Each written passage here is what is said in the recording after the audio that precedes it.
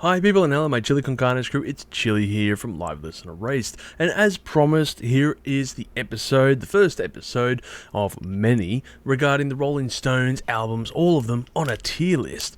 And in these episodes, we plan to really dissect them and put them all into separate episodes because, there's a lot of stuff to cover. So I have a special guest, Wazza, joining me, and this very first episode, we're going to be discussing, the beginnings of the Rolling Stones. We're talking about the 1964 records, 2 albums on the first episode, and we're going to be doing that for the first couple of episodes until eventually we move into, I think, about 1968, where every single episode or album after is going to be for one dedicated episode. So I hope that you enjoyed the following video. I am sorry, there was a few recording problems, and for some reason it has been separated into a few separate sections, so we might have a few sections missing, but I've edited it as much as I can. Anyway, enjoy the video.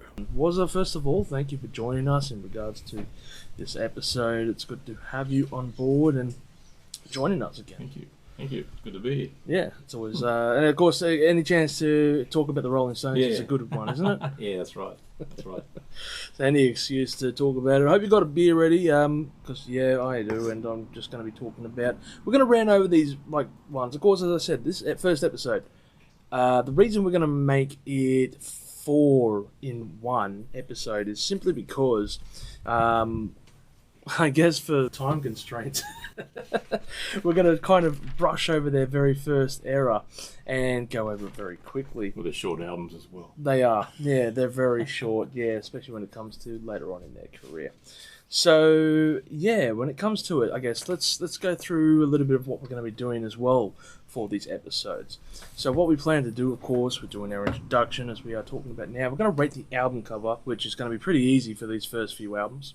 We're going to give a brief history in regards to this one. Stories and song facts, probably brief over it for this episode, but that'll be in the next one. Some stories and song facts, hits from the album, and of course our favourite songs from this, and the worst tracks, or least favourite probably would be the right word. And we're going to rate it on the tier list as well. That's probably the most important thing that we have to mention as to why we are doing this. So yes, these are going to be on a tier list. Tier list hopefully comes on screen now, so you know what we're going to go up against here. Album cover was it for the first one? Nothing too fancy. Well, it's interesting. In those days, bands were still wearing jackets and suits and ties. As they are. Yeah. I think the covers of the first 4 albums looks to me like they're probably shot in 2 photo shoots. Yeah. They were okay, lads, let's go up the stairs now. We'll do one there. Let's do one facing west. Let's do one facing east. Yep. Okay, Brian, you take your jacket off for this shot. Mick, you take your jacket off for this shot. Because if you look at the first album, it's got the 4 of them, and they kind of they're facing to their left, and then glancing over their shoulder at the camera. Brian Jones is without a jacket on. The rest of them are wearing jackets. It looks to me like they're wearing suits. I mean, people like Charlie Watts was always a very snappy dresser anyway. Yeah. And they look pretty much like a Herman's or a lot of other bands of that particular. They were going for that image time, but they had a snarly look on their face, like a kind of rebellious attempt. It's not a big smile or anything. It's just, to me, that front cover looks like they're facing a judge and someone's called them to the side. They go, what? The barrister's saying to them, "Don't say that." Huh? I suppose as far as album covers go, with the band on it, it's not the worst one. No, that's right. It's nothing fancy though. It's just them on an album cover. Cover shot. Yeah, it's just here's the photo shot, here's the model shot. Okay, yep, send that out to the US releases as well. They can use photo section 6B. Yep, they can do that one. We've got section 3A for the UK release. And actually interesting you note that because that does come up a bit later on as well. But yeah, look, album cover. It's fine for what it is. There's picture of the band. They want to get their faces out there, and I guess you want them to be known. Yeah, that's right. And I guess in regards to addressing the history before we go into the album a bit too much, but 1964, England, there was a bit of a change when it came to the music scene, especially because obviously you had Beatlemania around about this time. You had other bands that were just starting to emerge as well, like The Who, Eric Clapton, Cream. Cream, Yardbirds, or he was with the Yardbirds. Yeah, he was in the Yardbirds at this time, and just that whole scene is starting to emerge and really take shape. And here are the Rolling Stones coming on scene. And I remember because, I think Lemmy said it interestingly enough. He goes that the band from Liverpool was, of course, the rough and tough lads that were the Beatles. Yeah. And then the artsy boys were the Rolling Stones. And they were trying to play rough and tough. And the Beatles were trying to play, looking the nice lads next door. Yeah, nice and prim and proper. Whereas the Rolling Stones, I think, even from that first album cover, were trying to get across an attitude.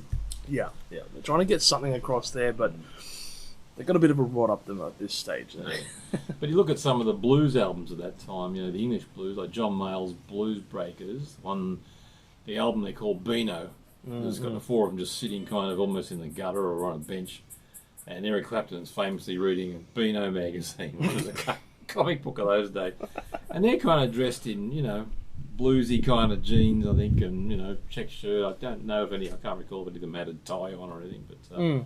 But yeah, they were dressed like they'd just come out from playing a smoky bar somewhere, or waiting to play a smoky bar. Yeah, fair enough. I mean, Whereas, groups like The Who, the Hermits, most of those mid-60s, Manfred Mann, their album covers generally showed them in tailored suits. Got to portray yourself in a certain way. Kind of reminds me of the Live Yardbirds or something. The Five Live Yardbirds. Yeah. Which is weird because they've got that fence in front of them, but Yeah. they're all dressed in suits. They It's are in the dressed back in of an suits, alleyway or something. Yeah. But that was the style back in the early 60s. Yeah. That was it. You were all up there dressed up in suits. Well, you probably had to wear a tie to go most places, even when they were playing. Very true. I mean, this is talking about the Marquee, I think, the famous club down that way. Men had to wear a tie to get in, I'm old enough to remember that in clubs, and here you have to, after 6 o'clock or even during the day, you front up to go to a club and they say, "Where's your tie?" So I haven't got one, so they'd give you a tie out of a bin they kept beside the front desk, and it could be a bright green tie to go with your denim shirt. Jeez, that's a good one, huh? But you had to go off and put the tie on. The old tie bin. I think Michael Hutchins really loved it. Oh no, but yeah, it's you do it as well when you go into the concerts and you're looking at live footage from back then. They're all sitting there. Yes. Great show, lads. Yes. Yeah, they're much more. It was the late '60s. They started letting their hair down, literally.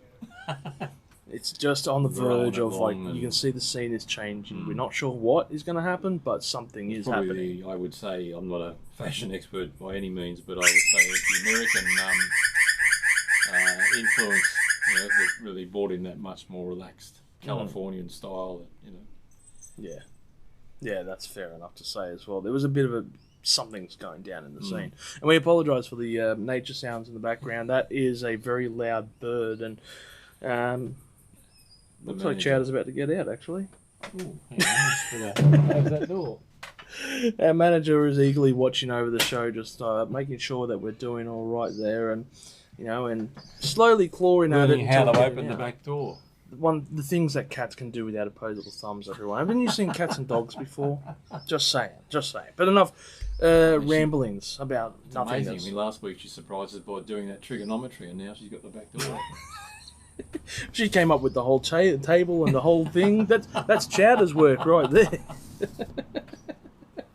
So, okay, look, a brief history, of course. The scene is changing. The Rolling Stones are here. The Beatles have been really cutting their teeth. Actually, to Rolling Stones too. They've been around technically for 2 years at this stage. Touring clubs. They released an EP, but this is their first album. The Beatles, though, they had done the groundwork a few years before.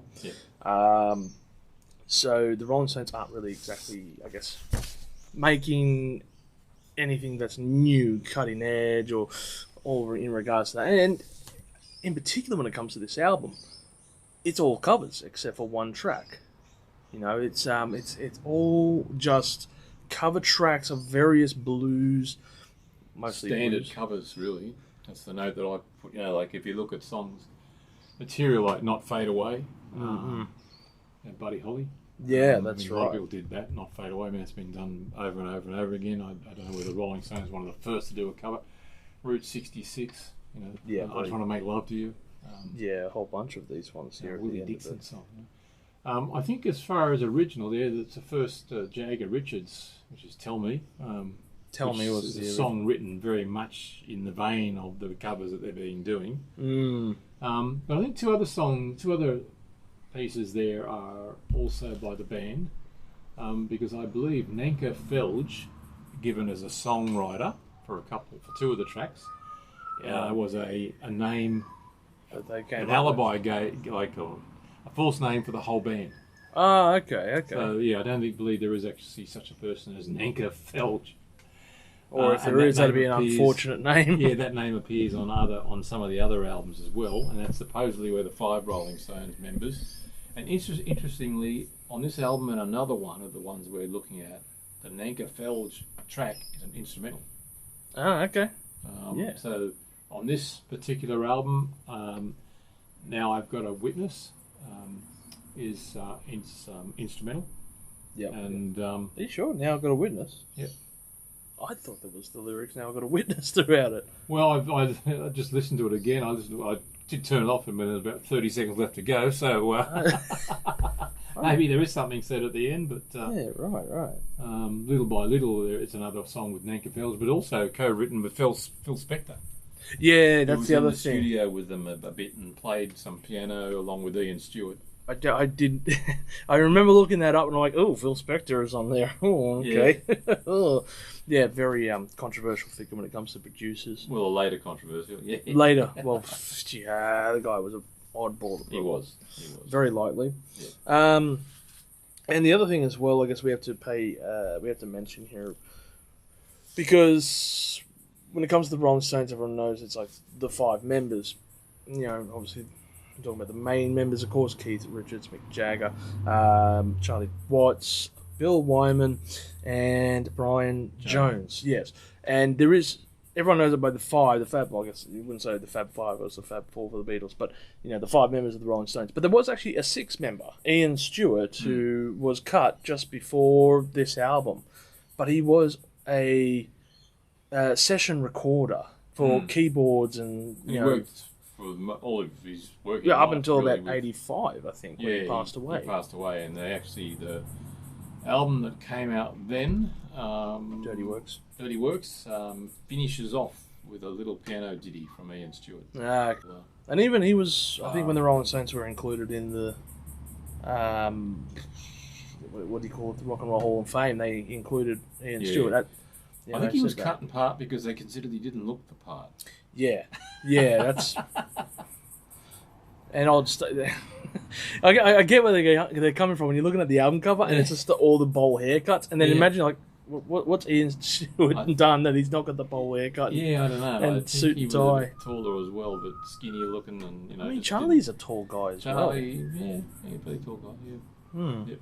But interesting, he was cut before. Obviously, the Rolling Stones would take their lines and drag that one up. But yeah, okay, so it's interesting to note about that, because obviously the Glimmer Twins, as they would be known years later, it sounds like they started off with a bit of, pseudonyms for recording and stuff like that. Because I did think this was all covers. It mostly is. It really mostly is when you're looking over this. Yeah. What are your favourite tracks? Well, actually, I don't mind the Tell Me song, the first Jagger Richards. So, and of course, it also happens to be the longest track, at just over 4 minutes, because all these 4 albums comply with the top 40 kind of view at the time, where your tracks had to be, 2 to 3 minutes if you wanted to get radio play. In fact, some of them are less than 2 minutes. Yeah. Each side was only usually 15, 20 minutes at the most. Yeah, that's right. And that's why when you see rehashed or versions on digital or on CD, when they came out, they would often have another half an album added to it. They'd have out tracks or live tracks or whatever. Yeah, they got to fill the space somehow. Because even on vinyl, you can fit more than 15 minutes to a side. I'm not sure what the maximum might be, 25, 30 minutes. Depends on which vinyl. Yeah. Got about 22 and a half minutes, I think it is. And they rehashed as well, because you see tracks turning up several releases. future, like several of the albums, and Or in this instance, US releases and stuff like that, which we get to. Well, of course, in those days, the albums were released in a country at a particular point in time, and it wasn't easy to get hold of tracks from, or albums from overseas. So they'd be released in the UK under the Decca label. London label was in the US, I think, which was owned by Decca. Okay. The Rolling Stones was signed with Decca until the end of the 70s, till the end of the 60s, I think. Okay. And so they would release an American, a US version, sometimes several months after the UK version. So they sometimes also know, it was almost like a marketing ploy. In marketing, you quite often might release something in a smaller market, not the UK is that small, but to see how it goes, and then modify it. In this case, they changed some of the stuff and put some different tracks on and omitted tracks. Yeah. I mean, that's very true. It did come up a bit later on, and obviously we go through that with a few of the future albums that'll be coming up. But yeah, you're right about that. I mean, I remember you were telling me, there were like the US release and then, country releases, and didn't you say that's how that Mick Jagger and Keith Richards first met or something? He was carrying like a bunch of records. Yeah, I think the fable, the theory, or was that Keith Richards was carrying a bunch of records which he'd got from the US imports. Yeah, he had to buy imports. They would actually get them from a record store in the US and send them over. Chess Records, probably quite often, which was the big company in Chicago. I mean, one of their instrumental tracks on another album by Nanka Felge is the actual street address of Chess Records. 2120. Yeah, something Manhattan. Yeah. Yeah. Chicago, I think. Whatever it was. Yeah. And it's a bit strange, but and you can see that influence on these albums because they got Muddy Waters and other people, blues artists playing out of this. It's a fair bit of US release, US ones, isn't it? Blues artists that they're covering, not really so much there the wasn't English really side. much way blues. Well, that's true. Anywhere else in blues and jazz emanated from largely the African American musicians in the US in the 50s, and the jazz longer, but the Jagger Richards was supposed to be carrying a bunch of these half a dozen records he just picked up from a record import store, and Richard Jagger saw him, and they started chatting. I think they might have known each other by then, but they weren't really friends, and discovered they both had a real passion for fair this blues enough. music. Yeah. I mean, it's an interesting story of true. But I hope so. Yeah. But just, it'd be interesting to see, like, oh yeah, how did you bond? Oh yeah, with records. That just sounds. Yeah. It sounds much better than we just got pushed in a studio. A mate introduced me. Yeah, that's pretty much it. As far as my best songs go, I put down Route 66. Yeah. I thought that was a good version. Good version of that one, and Carol. Yeah, well, Carol, of course, was a good song, a Chuck Berry song, which they did quite a few Chuck Berry songs. And they continued. I mean, that a live version of that, a really good live version that appears on Get Your Yards Out. Yeah, okay. 1969 or 70, 71. Well, they worked with Chuck Berry later on. Yes, they did. Yeah. And with Muddy Waters. Yeah, that's true. They did a concert with Muddy Waters. I mean, some of these blues artists were thankful in a way that bands like the Rolling Stones were using their material, because it brought them to the public scrutiny once again. Okay, yeah. It's a good point. Because you got to think, people like Muddy Waters by the 60s, I don't know what age he was, but he was probably 40s, 50s. He'd kind of had a long career in music and written a lot of material and recorded a lot of albums. And perhaps that style of music was dying out a bit as pop music was taking over. Well, more like jazz. As soon as jazz took over, blues ain't going to last, and the zeitgeist has shifted. Yeah, the British took the American blues music, kind of polished it up a little bit to suit their own audience and so on, and once again made it popular because people like myself, I would look at albums and see the name Muddy Waters, and whilst I might have heard of him, and some of the late night radio stations might play, Room to Move on the ABC used to play a lot of blues stuff. You'd then dig out a Muddy Waters album and buy it or listen to it. Well, that's an interesting way to look at it, I guess. Like I could say the same thing about Metallica with Garage Inc. And the fact that they covered bands like Black Sabbath, which of course we went down that path of we'll go listen to Diamond Head and Black Sabbath and all that. So yeah, that's a pretty interesting correlation in regards to that one. Worst tracks? Is there anything that you just didn't really like from this album? Yeah, I'm a King Bee. Their version of that, I thought sounded like a send-up. Okay. It's just a young Jagger trying to put on this pouty kind of, I'm a King Bee. Just, I don't know, just fell flat. That song sucked. Listening to it, it sounds like, you can see what he's trying to do and where he's trying to position himself, and you can see the future Jagger, I suppose, in some of that, but it just falls flat to me. It's just embarrassing almost. Plus the irony of there is no such thing as a king bee, but I'm not going to really divulge into that too much. But yeah, I listen to lyrics. I can be your king bee, you can be my queen bee, and I'm like, there are no king bees. What are you? Anyway, that's a cover. I don't have to look into it too. The Jimmy Reed song, "Honest I Do," that wasn't a bad version, but they later did an album with Jimmy Reed, or did some work with Jimmy Reed, not the Rolling Stones, probably Jagger Richards. Jimmy Reed's probably a posthumous album, I think, Blues. Okay. Which had featured a whole lot of people like Clapton and other artists as well. All of them around that saying. All doing songs with Jimmy Reed. Yeah, okay. For me, I thought Now I've Got a Witness is actually one of the least powerful songs on this album. I didn't like it. Just felt a bit weak. Same with King Bee as well. I didn't like that song to begin with. But it wasn't a great tune, I guess. But other than that, it's a decent enough album. So where would it sit in the rating on the table for you? Look, it's hard to rate looking back over such a long time ago. I'm a big Rolling Stones fan, but I didn't come to them until the very late 60s, early 70s, get your yars out, sticky fingers kind of time. So I never bought these albums new. And in those days, unless someone had the album or you heard it in a record store, you didn't listen to it. They might have played some of the tracks, and certainly tracks like Carol and Not Faded, and others. Yeah, Route 66, I think, which is on Get Your Yars Out as well, I believe. Both those tracks. Well, Carol was. Carol was, yeah. I'm not sure about Route 66. Probably on one of them live albums or compilation ones that you were talking about later on. Yeah. So I heard a lot of the stuff on compilation album, best of kind of things, but not really listened to those albums all the way through. So I'm judging it from a point of view of it's like trying to judge someone's standards by today's standards. 60 years ago. Well, 60 years next year. Yeah. But look, I think bell pepper at best, just because it's just a bunch of short, radio friendly tracks. Yeah. I don't think it particularly stands out. It's not a bad album. If I bought it, you'd be happy to play it a few times. Sure.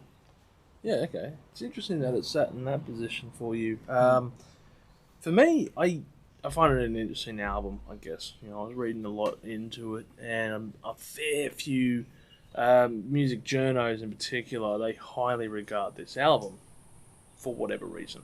But, there was... I forgot who it was, but they rated it in their top 1,000 albums of all times and blah blah blah blah blah. And I'm looking at it going, if this Rolling Stones records is in your top 1,000s, then where does the rest of them sit? Because this is very, very different Rolling Stones compared to what the Rolling Stones would be. This is Rolling Stones as a boy band. They've been pushed and shoved and told what to do by the record company. But it's still not a bad effort. Usually the first efforts, they're pretty on the mark for capturing that energy. And I think the Rolling Stones definitely were on the mark where they were at that time of their career. With that said, it's not a bad album. It's certainly not going to sit up as high as many others, but I thought it was fairly endearing in parts. I gave it a Tabasco sauce, to be honest. I actually liked it.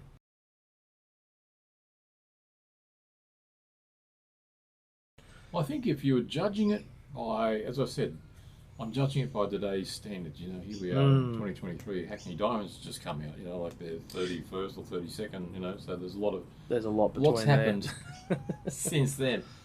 But I think if we were back in 1964 and looking at the other albums that had come out that year, this would be a standout. Yeah. Yeah, that's a fair This point. would be a lot better than some of the The dribble that came out around that time. Yeah, no, that's fair. That's fair. Yeah. But you got to keep in mind, was it 1964? So talk about the very first The Who album, which, well, I thought it would shit on this. Yeah. Let's not even get into the Beatles, but Yeah. I mean, look, it's not a terrible one. It's the Rolling Stones have a very interesting career, and this is the reason why we, compiled their first 4 albums into one episode, because, it's prim and proper shit. It's prim and proper what the record exec tells you to do, and this is before the Rolling And Stones. it's probably a lot of the material that they were playing at nightclubs and places that they were performing. Yeah, that's it. They didn't have a whole bunch of their own songs. No. And of course, for many bands, trying to make it, the signal to the audience to take a bathroom break is when they say, "Well, we want to do one of our own songs." Oh God. Yeah, that's fair. Let's go and sit down. Let's go and get a drink. No, that's a fair point like that. But yeah, you're true in saying that. Like, you would begin off as a covers band, and just to get the chance to record. And bands in those days were largely doing songs by other people. Yes, yeah, they were. Singer-songwriter, which I think the Beatles can justifiably take a lot of the credit for. They didn't entirely do that. The Rolling Stones themselves, of course, proved that to be quite successful. But if you look at the first albums of many bands, I mean, even Fresh Cream's album a couple of years later, 1966 or whatever, there was that was largely covers. Yeah, that's true. They did a version of Susie Q on one of their albums. Well, even Creedence did Susie Q on their first album. And, other such songs. So they were doing a bunch of standards and songs that were around, popular in those times. No, that's true. That's a fair point. And even up until Led Zeppelin. Yeah, even still. Well, of course, Led Zeppelin used to put their own names onto the songs.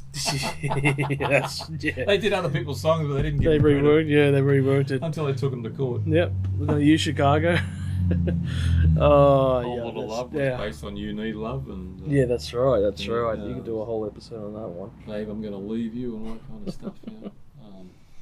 But it was an album. I mean, as I said, based on.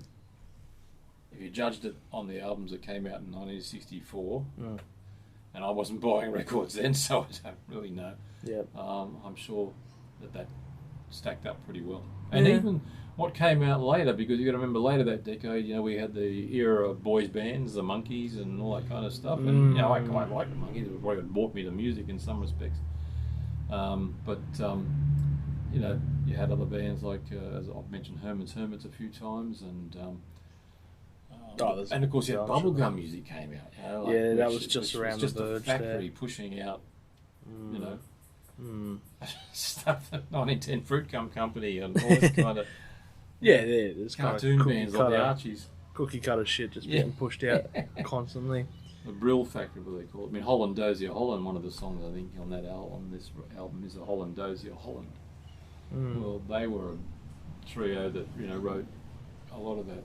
I think they were part of what they called the Brill machine, the Brill thing, the Brill building in New York, whatever. They were just people like Carole King and Jerry Goffin and all that used to clock in every day and sit and write songs for other people to record.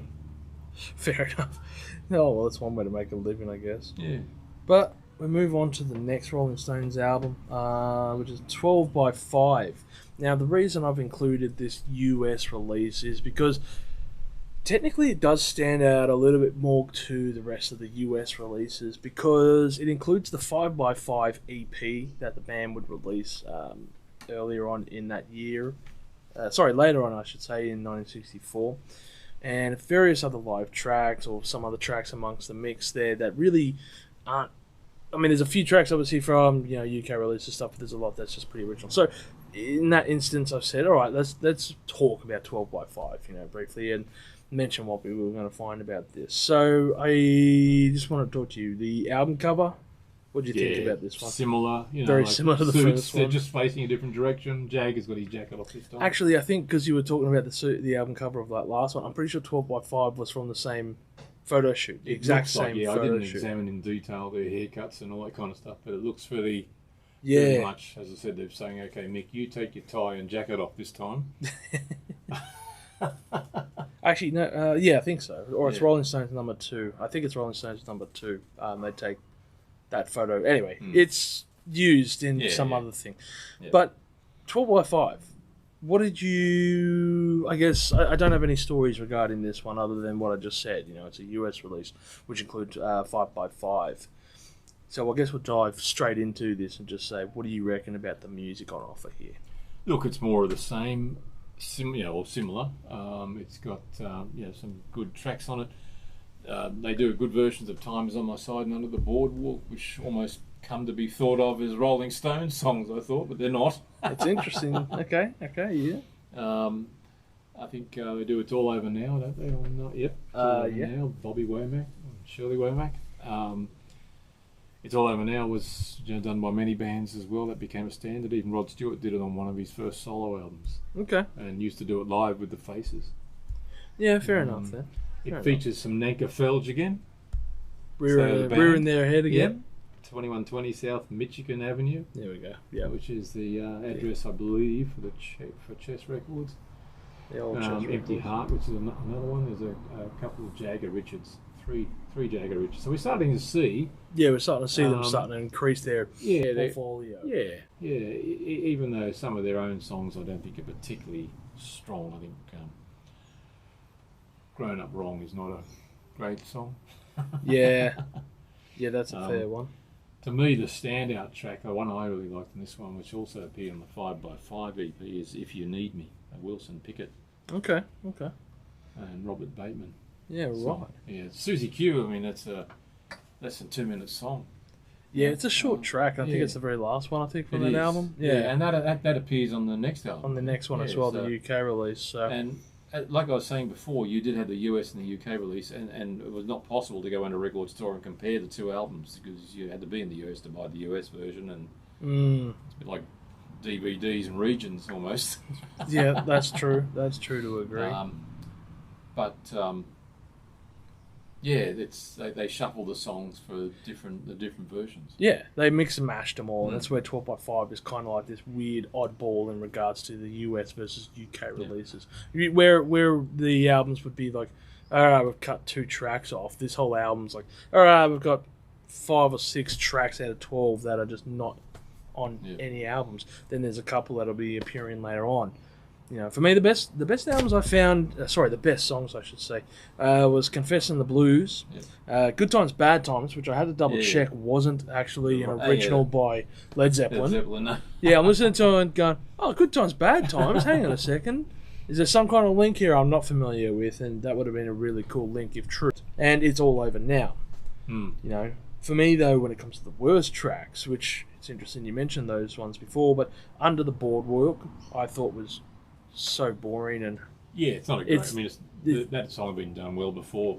You'd want to. I mean, and the other one was "Time Is on My Side," which I didn't like. I just, from what I read as well, actually, "Time Is on My Side" is pretty much a blatant rip-off copy of it, of the original. Oh yeah. I think most of that stuff. Like not even trying to be their own style. There was a compilation album out some years later called "Time Is on My Side." Okay. The Rolling Stones. Oh yeah, there was. I think they might have called it. Maybe they was it titled "Metamorphosis" in some place. I'm not sure. Yeah, or was it "Aftermath"? You're not talking about "Aftermath" or whatever. "December's Children." No, different one. It was a compilation. Okay, but anyway, any tracks you thought that I guess didn't really stand out? Didn't. Oh, look, I would wonder why you'd include a 1.5 minute version of Susie Q. I'm sure they could just play a couple more rounds. Why bother? Yeah, that's true. That's true. It's an interesting point to make. They got around something now. It's got an instrumental again by the band. Okay. 2120 South Michigan. Which I thought was good. "Time Is on My Side." Under the Boardwalk one, "It's All Over Now." Well, they almost came to be thought of as Rolling Stones original by many, I think. But, that's what I heard about them too, about those tracks. And I guess maybe this reflects upon you, but you're growing up with this music. You recognise this music and stuff like that. I don't. I know of these songs. I don't know these songs more inherently like you would. So for you, this is like, all right, this is a band that's covering songs that I'm familiar with, songs from my childhood, and there's probably that nostalgia factor as well in regards to looking. Yeah, we used to hear them on the radio because they were 3-minute songs, Yeah, songs from the boy. Under the Boardwalk in particular. That was a big song. I think it was the time. The Drifters or something. Yeah, the Drifters. Yeah. Yeah. So, listening to the original, and it's kind of like, you can see the difference. Actually, the Drifters, holy crap, what a band with an amount of lineup changes. Oh, yeah, I know that. Wow. I think they're still, there were they're two still versions around. Circulating, and I think they had 3 or 4 I don't think there's any bands. original members left.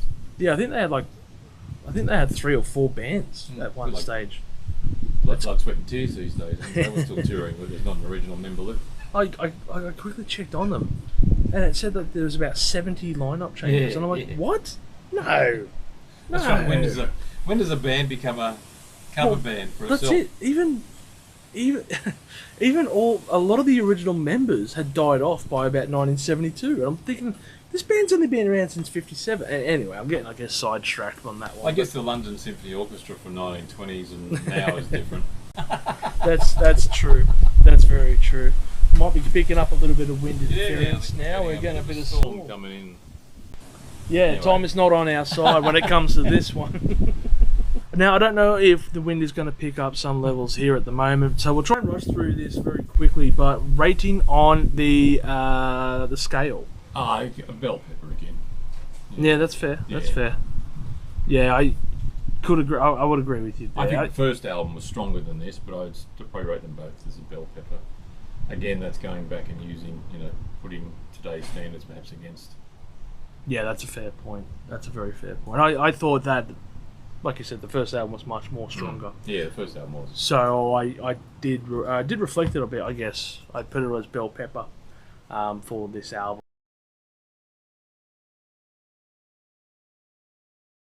Even though I like the fact that there were more Jagger Richards, they were starting to stretch their writing. Yeah. It's interesting that it was Jagger Richards, and there's some Nanker Felge, so the whole band was credited. Because at that stage, 64, 65, I think Brian Jones was considered to be the leader of the band. It was his band. And Jagger Richards were not, they were not as in control as they would become. Mick Jagger was considered to be the CEO of Rolling Stones Inc. now. Yeah, that's true. That's very true. But Brian Jones was he was a multi-instrumentalist. Yeah, he was a weapon of choice there, I suppose. Yeah, but of course, as we know, that would he be wrote very himself different. out. Put himself in a forever sleep and never enjoyed the successes of what the band would become. Yeah. For me, I'm looking at this going, all right, it's an okay album. It's certainly not the worst stuff they've put out. There's definitely a lot better. So I couldn't put it any lower than Bell Pepper. I kind of feel like when they looked at this 12x5 record, or at least the 5x5 release, they might have been plucking summer hits out of the charts and going, all right, lads, you do a cover of this one, you do a cover of this one. Even I think the production level between two of the songs, and this would be reflective of the EP probably mixing in with the actual recording, but I think there was like a track or two that came, I think it's like the second or the third track, and you can hear the audio quality difference. Yeah. And I'm pretty sure that's one of them was 5x5 and the other one was cutting into the new record. Yeah. And you can really notice it, which just bothers me. Oh, yeah, well, that's what I mean when you're trying to compare albums across decades, because we're comparing it now with the modern recording methods and, multi-track digital, It's like when you go back and listen to when you listen to Robert Johnson, who recorded most of his stuff, what he did, sitting in a room playing guitar or singing into a microphone that was sitting on a soapbox. Yeah, but there's something endearing about that. Yeah. That's lo-fi kind of quality, and lo-fi is almost its own thing. When you're looking at a band that, like the Rolling Stones, and you're getting this level of production kind of imperfection, you're going, okay, that's a rush job to get it out there in time for Christmas. Yeah, that's right. Because I'm pretty sure this was out around about the November era, 12x5. Yeah. So, the second album from the band, or technically not. I think it's the second one for the US release anyway. Just a compilation of mix in there. So, an interesting piece at the end of the day for that one. So I think this episode has gone a bit longer than we really anticipated. But that's not a bad thing. That means that there are going to be more episodes when it comes to the Rolling Stones. So increase the numbers. But next episode we'll be talking about 1965. We're going to be talking about the Rolling Stones, number 2, and Out of Our Heads, of course, both of these records. Very interesting times for the band, especially in regards to some of the US, I was about to say UK releases, the US releases that they would do. So we will not talk about the US releases, but we will mention them because they're very important, in particular one of those albums. Yeah. So it's a very interesting episode. If you've liked this episode, make sure to do the social, smash like and all the rest of it, and do all those wonderful things that makes my channel grow. And as always, thank you, Wazza, for coming along for this very special episode. I look forward to the next session and the sessions after that. The many sessions. To come. Rolling Stones, talking about the band for as long as they've been around. More and more. Had to cover 60 years in 30 episodes. Yeah, 60 years and 30 episodes or less, or your money back guaranteed. All right, people, you have a great day. Make sure you stay spicy out there, everyone. Take it easy. Thank you. If you've enjoyed this content, make sure to smash that like button, subscribe to us, and stay notified for future music-related content because it keeps our manager happy at the end of the day. We are also on Discord, Instagram, Facebook, and all those other social platforms if you want to check us out. As always, people, you have a great day and stay spicy.